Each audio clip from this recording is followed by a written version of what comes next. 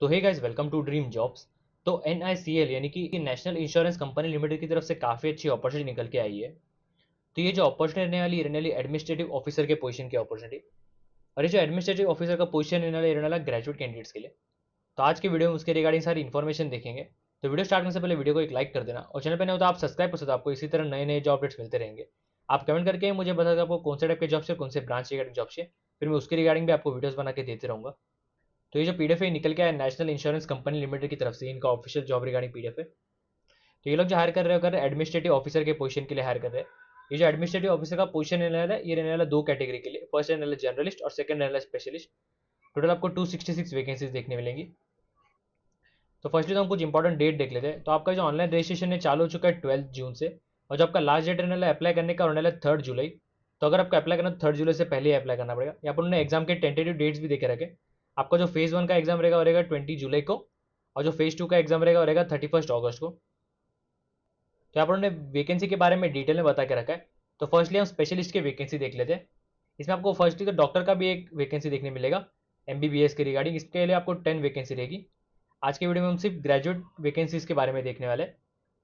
तो फर्स्ट रहने वाला लीगल, इनके लिए आपको टोटल 20 वैकेंसी देखने मिलेगी। सेकंड रहने वाला फाइनेंस, इसके लिए भी आपको 20 वैकेंसी रहेगा। थर्ड रहेगा इन्फॉर्मेशन टेक्नोलॉजी, इसके लिए भी आपको 20 वैकेंसी रहेगा। और फोर्थ रहने वाला है ऑटोमोबाइल इंजीनियरिंग, इसके लिए भी आपको 20 वैकेंसी देखने मिलेगा।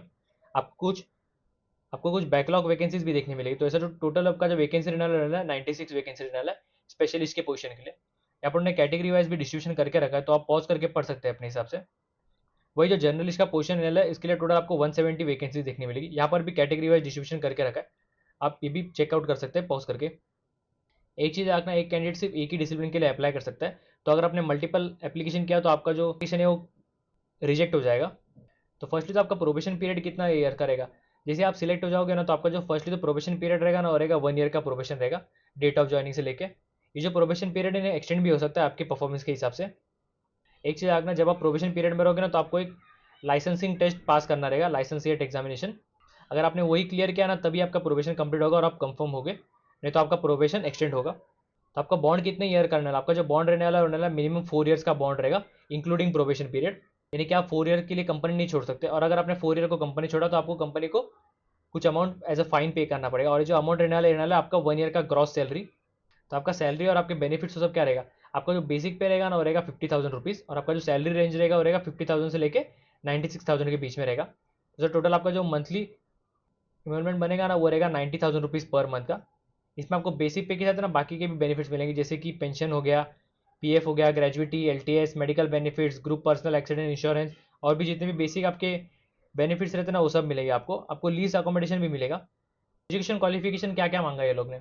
तो अगर आपको लीगल के पोजीशन के लिए अप्लाई करना है, तो आपने एक तो ग्रेजुएट ने तो पोस्ट ग्रेजुएशन किया रहना चाहिए लॉ में। एक चीज़ रखना, आपको मिनिमम मार्क्स क्राइटेरिया भी रहेगा। आपका जो मार्क्स क्राइटेरिया रहेगा वो रहेगा 60% मार्क्स, यानी कि आपको मिनिमम 60% मार्क्स रहना चाहिए आपके ओवरऑल एजुकेशन में। आप SC ST कैंडिडेट, तो आपका जो मिनिमम मार्क्स क्राइटेरिया रहेगा वो रहेगा 55%। सेकंड रहने वाला फाइनेंस, इसमें अप्लाई करने के लिए आपने फर्स्ट तो चार्टेड अकाउंटेंट किया रहना चाहिए, नहीं तो कॉस्ट अकाउंटेंट किया रहना चाहिए। उसके अलावा अगर आपने BCom या MCom किया है ना, तो फिर भी आप इसमें अप्लाई करने के लिए एलिजिबल रहेंगे। इसमें भी आपका मार्क्स क्राइटेरिया रहेगा सेम रहेगा, 60% मार्क्स रहना चाहिए आपको, और 55% रहेगा SC ST कैंडिडेट्स के लिए। फोर्थ रहने वाला इन्फॉर्मेशन टेक्नोलॉजी, इसमें अप्लाई करने के लिए आपने BE BTech ME MTech किया रहना चाहिए कंप्यूटर साइंस, नहीं तो इन्फॉर्मेशन टेक्नोलॉजी में। अगर आपने MCA किया रहेगा तो फिर भी चलेगा। इसमें भी आपको मार्क्स क्राइटेरिया सेम रहेगा, मिनिमम 60% मार्क्स रहना चाहिए आपको, और 55% मार्क्स रहेगा SC ST कैंडिडेट्स के लिए। फिफ्थ रहने वाला है ऑटोमोबाइल इंजीनियरिंग, इसमें अप्लाई करने के आपने BE BTech नहीं तो ME MTech किया रहना चाहिए ऑटोमोबाइल इंजीनियर में। उसके अलावा अगर आपने BE BTech या ME MTech किया है कोई भी ब्रांच में, और साथ में आपने डिप्लोमा किया एटलीस्ट 1 ईयर का ऑटोमोबाइल में, तो फिर भी आप इसमें अप्लाई करने के लिए एलिजिबल रहेंगे। मार्क्स क्राइटेरिया इसका भी सेम रहेगा, 60% और 55% SC ST कैंडिडेट्स के लिए। और लास्टली जो जर्नलिस्ट का पोजीशन है इसके लिए आपने ग्रेजुएशन नहीं तो पोस्ट ग्रेजुएशन किया रहेगा, कोई भी स्ट्रीम में किया रहेगा फिर भी चलेगा, कोई सा स्पेसिफिक स्ट्रीम नहीं लगेगा इसके लिए। इसमें मार्क्स क्राइटेरिया रहेगा आपका 60% का, और 55% रहेगा SC ST कैंडिडेट्स के लिए। तो आपका एज क्राइटेरिया क्या रहना, आपका जो मिनिमम एज है वो 21 ईयर्स रहना चाहिए, और जो आपका मैक्सिमम एज है वो 30 ईयर्स रहेगा। जो 30 ईयर्स रहेगा ना, ये रहेगा अनरिजर्व कैंडिडेट्स के लिए। आपको बाकी कैटेगरी के लिए रिलेक्शन भी देखने वाले, जैसे कि SC ST वालों के लिए 5 ईयर्स का रिलेक्शन रहेगा, OBC वालों के लिए 3 ईयर्स का रहेगा, PW कैंडिडेट्स के लिए 10 ईयर्स का रहेगा, और एक्स सर्विसमैन कैंडिडेट्स के लिए 5 ईयर्स का रिलेक्शन रहेगा। तो आपका सिलेक्शन प्रोसेस करना, सिलेक्शन प्रोसेस जो रहेगा ना एक्चुअली वो दो पार्ट्स में रहेगा। फर्स्ट रहेगा आपका ऑनलाइन एग्जामिनेशन, और सेकंड रहेगा इंटरव्यू। ये जो ऑनलाइन एग्जामिनेशन रहेगा ना, ये भी दो फेजेस में रहेगा। फर्स्ट रहेगा आपका प्रिलिमिनरी एग्जाम रहेगा, और सेकंड रहेगा आपका मेंस एग्जाम। तो फर्स्ट जो रहेगा वो आपका प्रिलिमिनरी एग्जाम रहेगा, इसमें आपको है ना मल्टीपल चॉइस क्वेश्चन आंसर रहेंगे। जो कि 100 मार्क्स का पेपर रहेगा आपका ये, और आपको 60 मिनट्स मिलेंगे ये पेपर कंप्लीट करने के लिए। यहाँ पर उन्होंने सिलेबस भी देखा रखा है। आपको इंग्लिश लैंग्वेज पे 30 क्वेश्चन आएंगे 30 मार्क्स के लिए, रीजनिंग एबिलिटी आपको 35 क्वेश्चन आएंगे 35 मार्क्स के लिए, और क्वांटिटेटिव एप्टीट्यूड आपको 35 क्वेश्चन देंगे 35 मार्क्स के लिए। तो ऐसा आपका 100 क्वेश्चन रहेगा और 100 मार्क्स का पेपर रहेगा। एक चीज़ आगना, आपको हर एक सेक्शन में पास होना रहेगा नेक्स्ट स्टेज के लिए क्वालिफाई करने के लिए। फिर रहेगा आपका फेज 2 जो कि रहने वाला मेंस एग्जामिनेशन। मेंस एग्जामिनेशन में ना 2 पार्ट रहेगा। फर्स्ट रहेगा आपका ऑब्जेक्टिव टेस्ट यानी कि मल्टीपल चॉइस क्वेश्चन, और उसके बाद रहेगा आपका डिस्क्रिप्टिव टेस्ट। ऑब्जेक्टिव टेस्ट जो रहेगा ना रहेगा 250 मार्क्स के लिए, और डिस्क्रिप्टिव टेस्ट जो रहेगा वो रहेगा 30 मार्क्स के लिए। ये जो ऑब्जेक्टिव टेस्ट रहेगा ना 3 आवर्स का ड्यूरेशन रहेगा, यानी कि आपको 3 घंटा मिलेगा पेपर कंप्लीट करने के लिए। यहाँ पर उन्होंने सिलेबस भी देकर रखा है। टोटल आपको 250 क्वेश्चन रहेंगे। जर्नलिस्ट और स्पेशलिस्ट दोनों के लिए अलग अलग रहने वाला है सिलेबस। तो फर्स्टली हम जर्नलिस्ट का देख लेते हैं। जर्नलिस्ट के पोजीशन के लिए आपको टेस्ट ऑफ रीजनिंग के लिए आपको 50 क्वेश्चन देंगे 50 मार्क्स के लिए। इंग्लिश लैंग्वेज के टेस्ट पे आपको 50 क्वेश्चन देंगे 50 मार्क्स के लिए। टेस्ट ऑफ जनरल अवेयरनेस पे आपको 50 क्वेश्चन देंगे 50 मार्क्स के लिए। टेस्ट ऑफ कंप्यूटर नॉलेज पे आपको 50 क्वेश्चन देंगे 50 मार्क्स के लिए, और टेस्ट ऑफ क्वांटिटेटिव एप्टीट्यूड का आपको 50 क्वेश्चन देंगे 50 मार्क्स के लिए।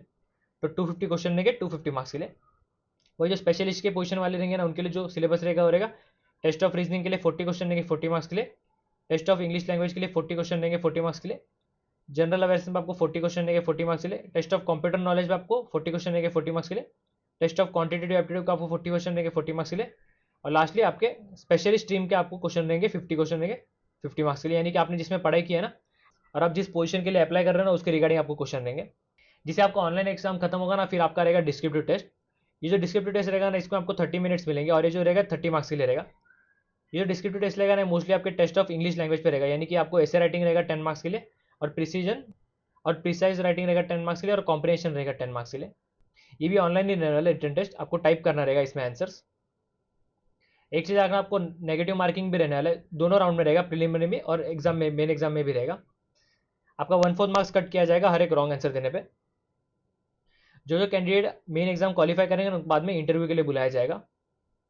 पार्ट बी जो रहने वाला रहेगा आपका इंटरव्यू रहेगा। यहाँ पर कुछ लिस्ट ऑफ डॉक्यूमेंट भी देकर रखा है जो आपको लेके जाना रहेगा जब आप इंटरव्यू के लिए जाओगे। आपका डॉक्यूमेंट वेरिफिकेशन भी होगा उस टाइम पे। और लास्टली आपका जो फाइनल सिलेक्शन रहेगा ना आपके कंबाइंड मार्क्स के हिसाब से रहेगा, यानी कि आपका मेन एग्जाम का मार्क्स और आपके इंटरव्यू के मार्क्स दोनों के कंबाइंड मार्क्स के हिसाब से आपका फाइनल सिलेक्शन रहेगा। यहाँ पर उन्होंने वेटेज भी देकर रखा है। मेन्स एग्जाम को 80% वेटेज रहेगा और इंटरव्यू को 20% वेटेज रहेगा। ये दोनों के कंबाइंड मार्क्स के हिसाब से आपका फाइनल सिलेक्शन रहेगा। तो आपका एप्लीकेशन फी कितना डाला? एप्लीकेशन फी जो रहने वाला 250 रुपीज़ अगर आप SC ST या PW कैंडिडेट हो तो। उसके अलावा जितने बाकी के कैंडिडेट्स रहने वाले उनके लिए जो एप्लीकेशन फी रहेगा वो रहेगा 1000 रुपीज़। आपका एग्जामिनेशन सेंटर किधर रहेगा? जो आपका फेज़ 1 का एग्जाम रहेगा ना उसमें आपको मोस्टली आपको हर एक स्टेट में एक एग्जामिनेशन सेंटर मिल जाएगा, या आप बाद में जाके चेक कर सकते हैं अपने हिसाब से। और जो फेज़ 2 का एग्जाम रहेगा ना वो कुछ लिमिटेड स्टेट्स में ही होगा, तो ये भी आप एक बार चेक कर लेना अपने हिसाब से।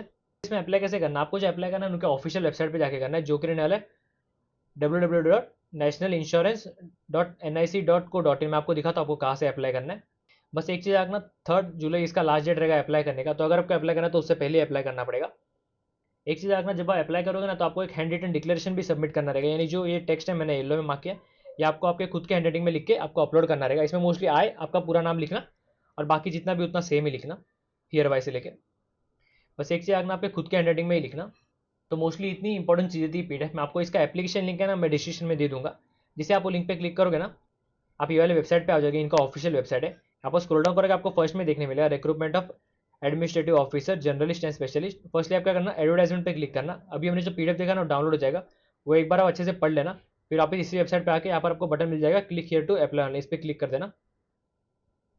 आपके सामने वाला पोर्टल खुल जाएगा IBPS का। यहाँ पर आप रजिस्टर करके आप अपना एप्लीकेशन प्रोसेस स्टार्ट कर सकते हो। तो बस इतना ही था आज की वीडियो। बस एक चीज़ है, 3 जुलाई इसका लास्ट डेट रहेगा अप्लाई करने का, तो अगर आपको अप्लाई करना तो उससे पहले अप्लाई करना पड़ेगा। आपको ना एप्लीकेशन लिंक ना डिस्क्रिप्शन में मिल जाएगा। अगर आप कुछ डाउट रहेगा ना तो कमेंट करके मुझे पूछ सकते हो। तो वीडियो अच्छी लगी हो तो लाइक करना, और चैनल पे ना हो तो आप सब्सक्राइब कर सकते हो। आपको इसी तरह नए नए जॉब अपडेट्स मिलते रहेंगे।